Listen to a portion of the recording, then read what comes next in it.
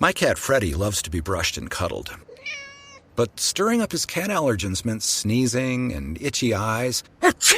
Then I found Purina One Live Clear. It's cat food that reduced the major allergen and my suffering in as little as 21 days. Now, we feel closer than ever.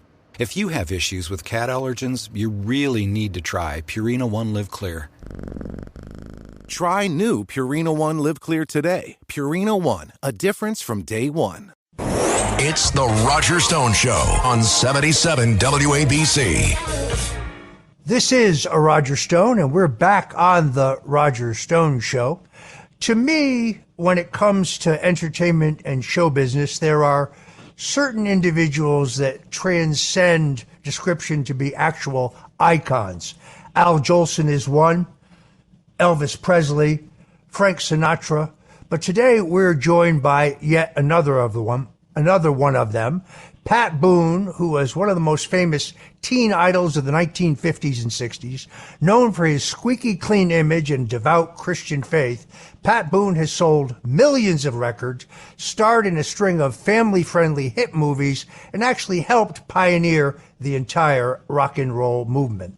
He continues to act in films, serve as a spokesman for numerous brands, and recently released a new single, Grits, and a new milestone country music project, which we're going to talk about in a minute, Country Jubilee. It is my great honor to host and introduce Pat Boone to the Roger Stone Show. I'm just sitting here letting my ego inflate. But but thanks for that. One thing we left out was my writing, which is true. The second Jewish national anthem. I wrote the words to Exodus. This land is mine. God gave this land to me. Ernest Gold wrote the melody, and I wrote the words. And the Christmas card on which I wrote those words is on the wall of the Righteous Gentile at Yad Vashem. And for a kid from Nashville, church-going white kid, to have written the second Jewish national anthem is a landmark thing for me. So it overshadows most of the other accolades. But I've had a blessed life, Roger, no question. Well, you speak, of course, of the great song Exodus, which was the theme of the Academy Award-winning movie by Leon Uris. Yeah. And the music, as you point out, by Ernest Gold. How is it that you came to write the lyrics for that epic standard? It's a good story, and the truth is that I had read. I came from a Bible reading family in Nashville. We were not. My dad a building contractor, mom a registered nurse. Very practical professions, but our going to church and reading the Bible was a practical part of our lives. That's just the way I grew up. So I knew the whole history, as far as the Bible tells it, of the people of Israel, and have felt as a Christian, as an adopted Jew, because the Jews have always been God's chosen people. That's never changed. But it was prophesied that there would come one of that number who would be a Messiah, a Jew, to be the Savior of the world, but himself a Jew, coming first to the Jews. And so I identified with Judaism for my whole life. So when I heard the song, Ferrani Teicher piano duo playing that bum, bum, bum, bum, bum, bum, bum, bum, bum, bum, I got goosebumps. I thought, whoa, I want to sing that. And so my manager contacted the publisher, Chapel Music, and said Pat Boone would like to record that song. Where are all the words? They said there aren't any words, and there won't be. And he asked why. Well, because several of the famous, noted songwriters have proposed lyrics, most of them Jewish, of course, and they're trying to compress 3,000 years of history into one short little melody, and we just don't think they've done it. So Ernest Gold has a veto power over it. He wrote the melody, Chapel Music, and Otto Preminger, the director of the film. And so far, all the lyrics that have been proposed have been summarily dismissed. And so there won't be any words. Well, I just couldn't take that. So it was Christmas Eve in '59, And Shirley was begging me and my wife to quit listening to that Ferrani Teicher record and help her get the presents under the tree so we could go to bed. And I thought, I'm just trying to get an idea to submit to one of those other writers. I wasn't thinking of writing the lyric myself, but I said, honey, just one more time, okay? For about the 40th time, I put the needle down on the record. Bum, bum, bum, bum. I swear the words, this land is mine, came into my head right then. I got goosebumps, and I stopped. I said, that's the whole story of Israel. This land is mine, a personal, singular point of view, not trying to speak for millions of people over centuries. And so I put the needle back on, bum, bum, bum, bum, bum, bum. God gave this land to me. Are the words that came to me. So I grabbed something and started writing in about 20 minutes. So take my hand, walk this land with me, though I'm just a man. When you are by my side with the help of God, I know I can be strong. If I must fight, I'll fight to make this land our own. Until I die, this land is mine.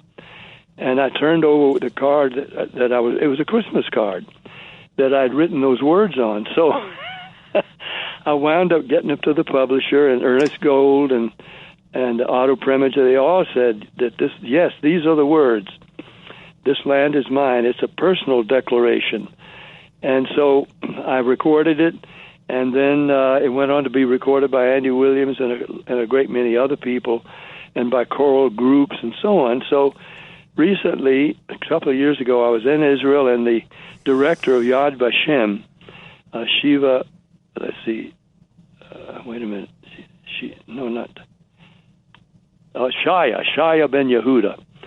And he had tears in his eyes, a big burly guy, but he said, you don't know what those words you wrote mean to us here. I said, Shaya, I think I do. I'm well versed in the whole history of the people of Israel, all these thousands of years, and I identify with everything truly Jewish and certainly about Israel. And so I do know what it's about. He said, well, we have a campaign underway that we want every Jewish child in Israel to know those words. They may not be able to know the melody, but we want them to know those words that you wrote. And you must have written them on something. Would you be willing, when you pass, to let us have it to put on the wall of the Righteous Gentile with Oscar Schindler and Corrie ten Boom and the other Christians who were so supportive of Israel, especially during Israel's darkest days? And I said, well, look, Shia, yeah, I'll give it to you right now, but I need to let you know I wrote those words on the back of a Christmas card. And he said, so much the better. We know that all of our greatest supporters in the world are evangelical Christians. If it weren't for them right now, we might not exist, because they support us in everything we do.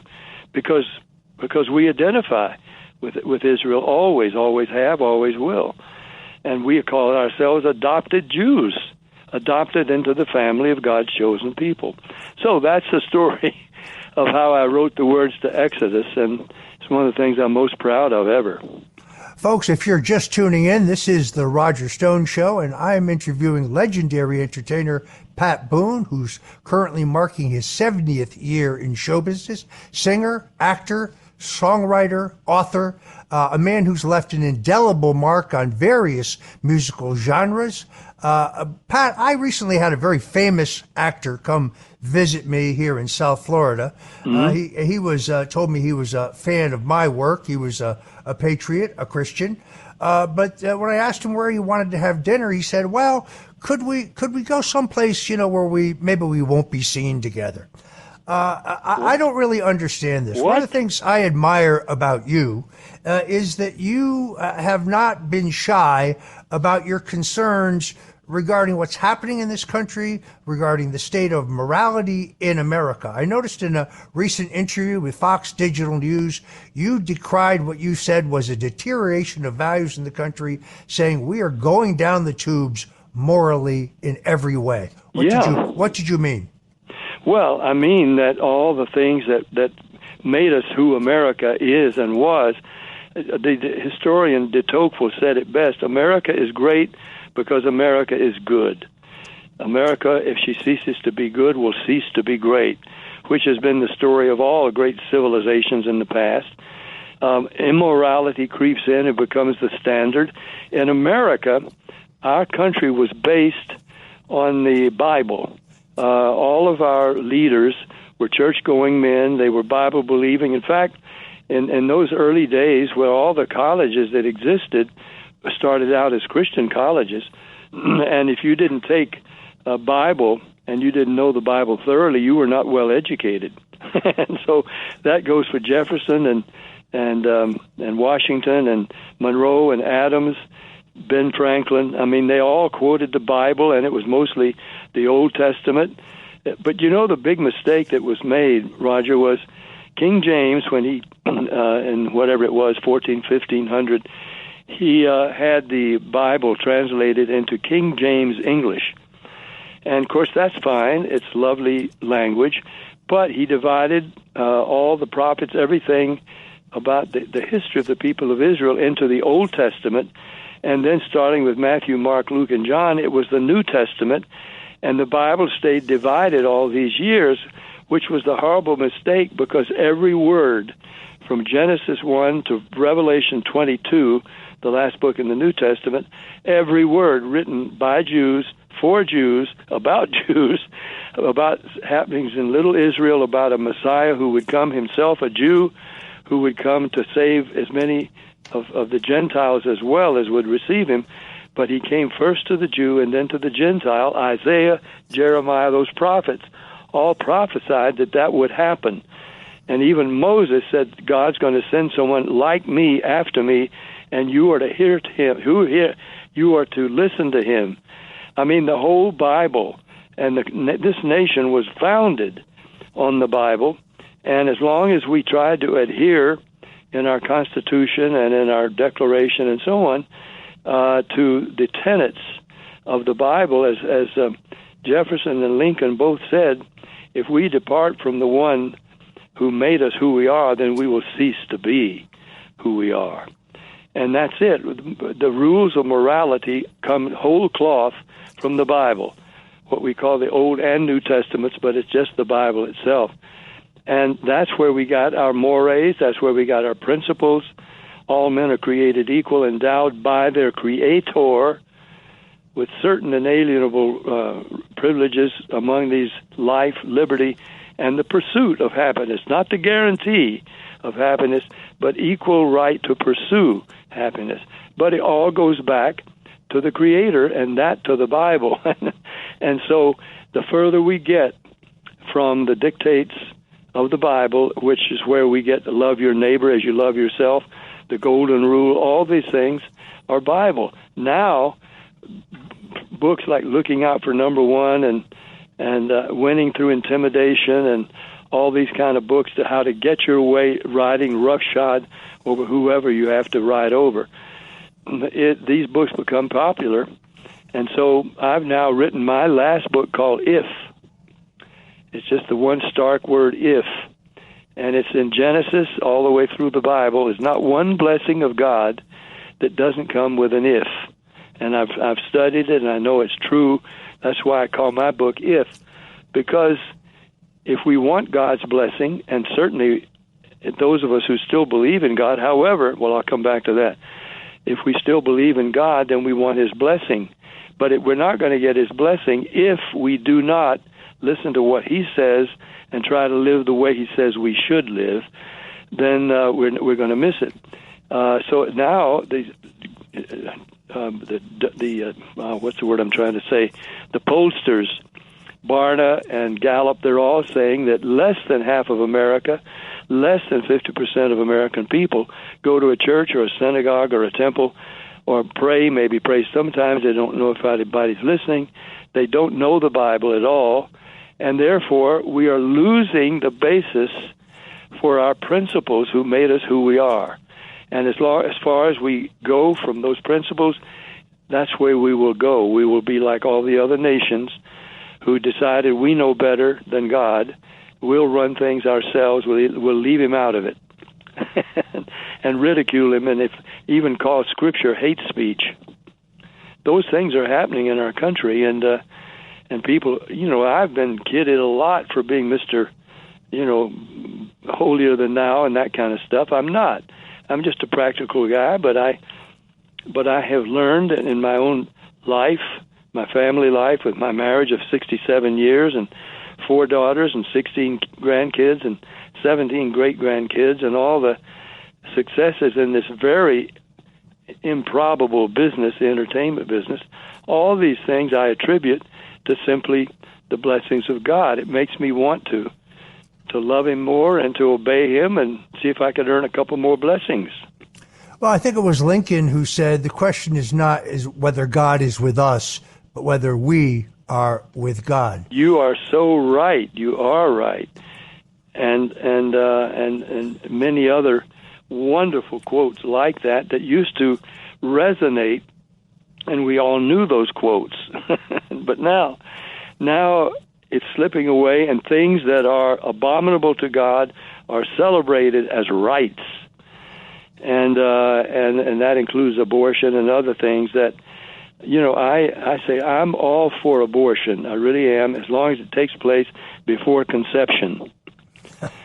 I like that.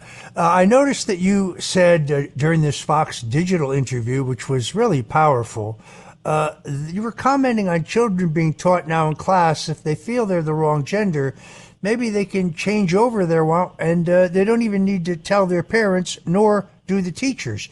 You said it's changing American history. Speak to that for a moment. Well, it's worse than that. And getting back to our original tenet here, it's blasphemy. It's blasphemy, first of all, and blasphemy is speaking ill of God's Spirit and God Himself. That's blasphemy. God created man and woman. End of story. and He did that through chromosomes. And the X chromosomes and the Y chromosomes determine the gender. And you can change the outward manifestations. You can lop off breasts. You can emasculate a man. You can create false appendages. Do what you want onto the external, but you cannot change the chromosomes that you were given at birth. So, it's for people, human beings, to say, we know better than God. He made me a girl, but I'm not happy being a girl. Mom and Dad, can I be a boy? Why, sure, son, or boy, or daughter. I mean, what kind of parents don't want to help the child go through whatever confusion he or she may have, and learn them, teach them. I'm trying to say too much too quick, Roger, but the parents need to learn how to teach their child to accept and to be proud of the way God created them. After all, the Bible says we're created in His image. So in some fashion, each of us bears some resemblance to God in the way we are created. And that's even if we have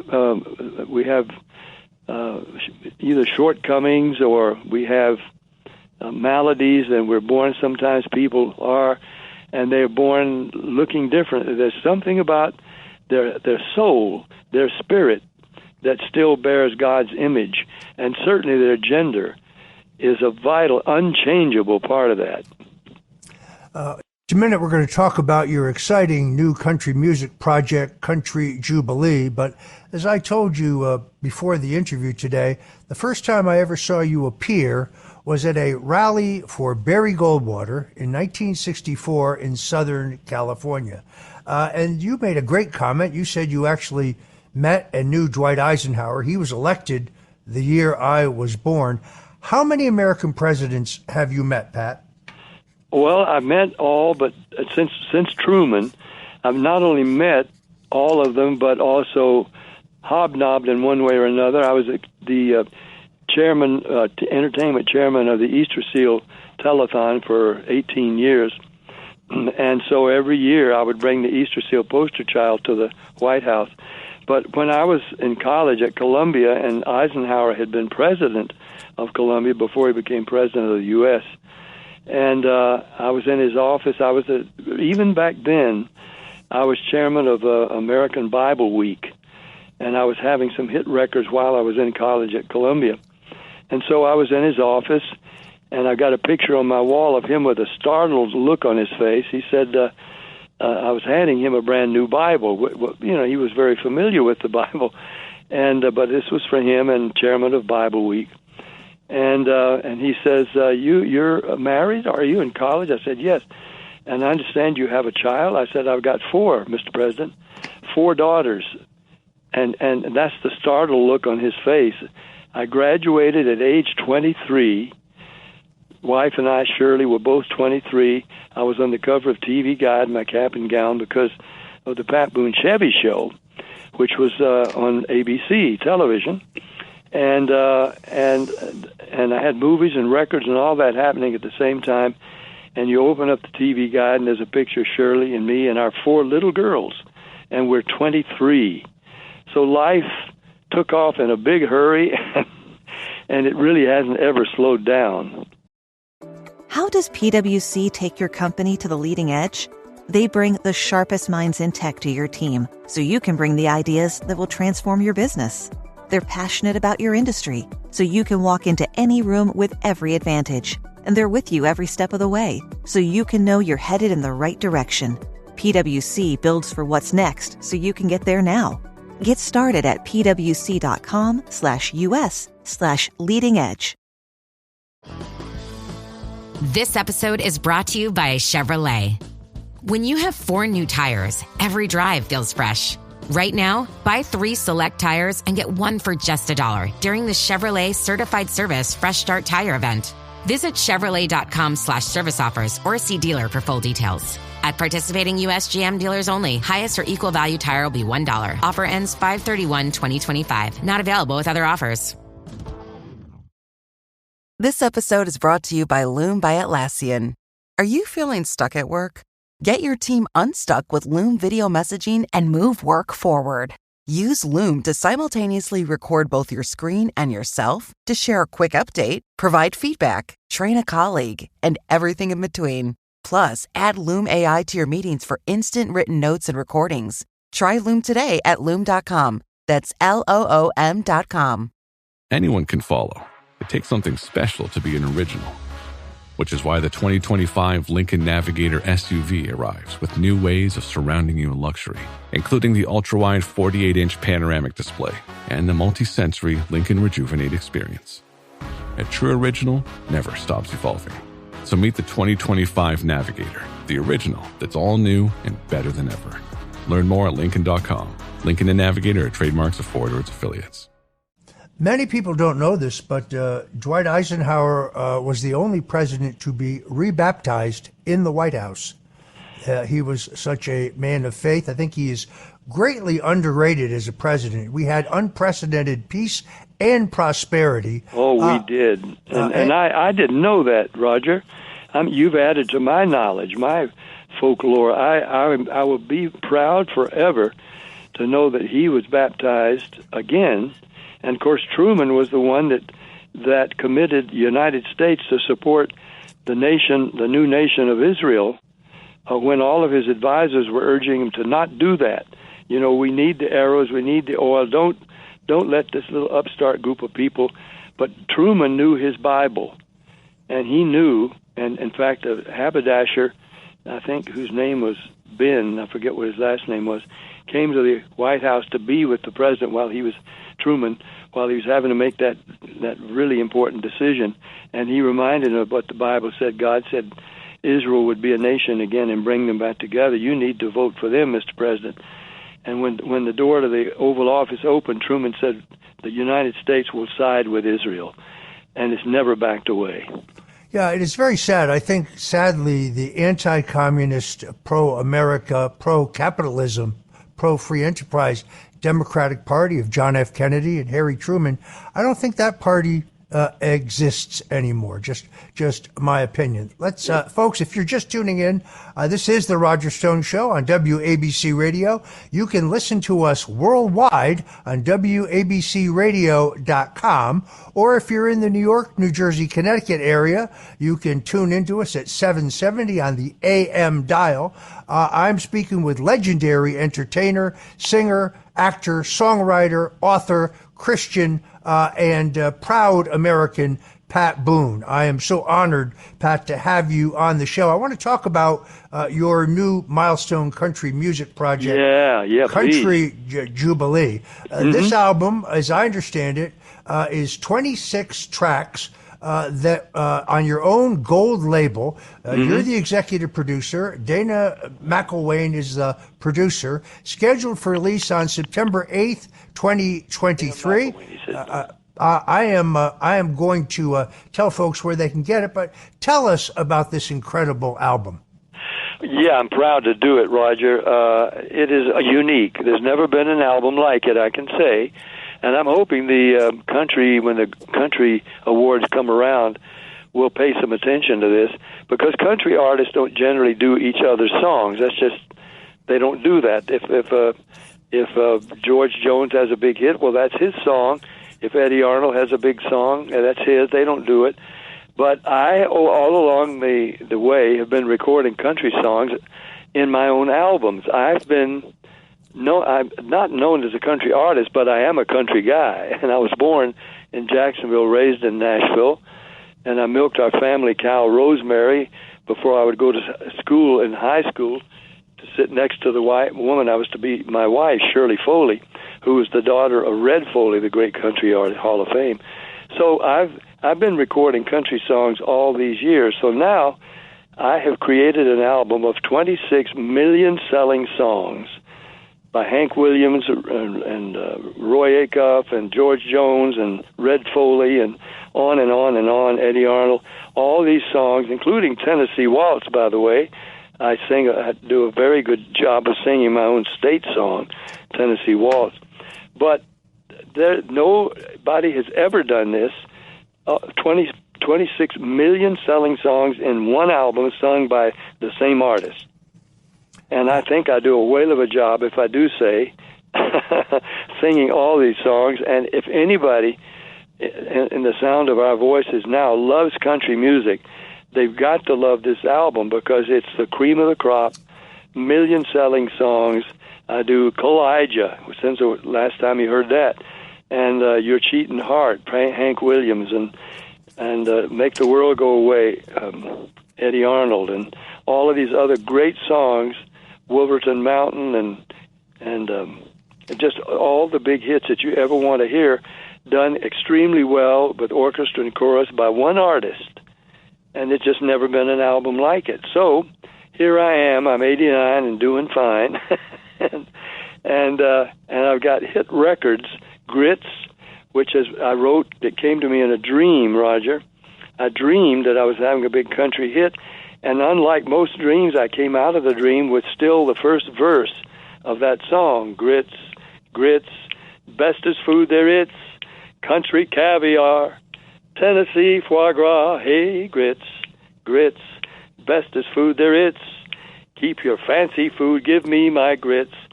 And he goes on there to make fun of escargot, them snails have got to go. Pate, what is that anyway? And just give me grits, red eye gravy and ham and some eggs, and give me my grits. So that is a hit. So is, I hope the album is going to be. But now nobody is buying records today, except now there's a rebirth of the vinyl player, and more people, they still want to hear records and instead of CDs. And, of course, even CDs are vanishing. You got to go to the Internet and become a tech whiz, and then maybe you can hear whatever you want free, almost. But the singers and the writers and the publishers get zip, almost nothing for them.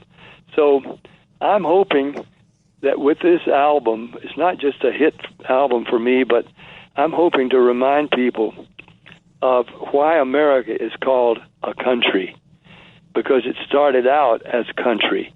Our presidents and certainly Jefferson and Washington and Monroe and Adams, they were farmers. And the militia that beat the British were farmers. They picked up their guns and their pitchforks, and they went out to fight, and they helped create America. It was what was happening in the countryside among country people who were reading the Bibles and going to church and trying to live the lives that you read about and that are promoted in that old Bible. And so that was country life, which is what we came to call American life, but it was originally country life. Folks, you can get Country Jubilee, which is Pat Boone's unique interpretation of over 25 country classics, including 5 of his own top 100 country recordings, by going to goldenlabelartists.com. goldenlabelartists.com. You can pre-order that now. Pat, is my understanding this has a brand new rendition of your classic and beloved duet and #1 Billboard hit, You and I, featuring the incomparable Crystal Gayle. I cannot wait to hear this. You know what, Roger, I have yet to talk to anybody of any age who, when I mention that song, doesn't say, hey, I love that song. I mean, young people, old people, country fans, opera, but they all love that song. So Crystal Gayle and Eddie Rabbitt had recorded it. It was a Grammy winner, million seller, about 40 years ago. Well, Crystal still looks beautiful and she sings beautiful, and so she and Warner Brothers, I think, decided they wanted to redo that record and put it out again. But Eddie Rabbitt's been gone 20 years, so they elected me to sing with her, and so I do it. And even my own grandkids, I just saw a text today from one of my grandkids saying that she was weeping as she heard me sing this song with Crystal Gayle, because Crystal was happy to do this too. We dedicated it to my wife Shirley, because the last lines in the song, looks like we made it, you and I. And we've made it. And it's called Gold Label, by the way, not Golden Label, but Gold Label. That's close enough. And yes, I'm so proud to have sung that with Crystal, because she's, I say, beautiful inside and out. It still sings great, and I think we made a beautiful new version of that song. So, folks, Pat Boone returns to his country music roots, exemplifying his enduring passion for country music and his dedication to connecting with a whole new audience through the power of these beloved classics. Country Jubilee is a testimony to Pat Boone's unwavering talent, his versatility, his ability to transcend generations and genres. This album truly sounds like a must-have addition for any music enthusiast collection. We're out of time, very sadly, because I could talk to you all day. I want to thank Icon, great American patriot, great Christian, and great role model for so many in show business today, Pat Boone, for joining us right here on The Roger Stone Show. Well, I couldn't wish anybody, including you, Roger, more happiness than I've enjoyed in this life. So as far as I'm concerned, I must have done something right, because I wish it all on everybody else. Well, God bless you. God bless you, and thank you for joining us on Thanks, The Roger Roger Stone Show. Thank you. Bye.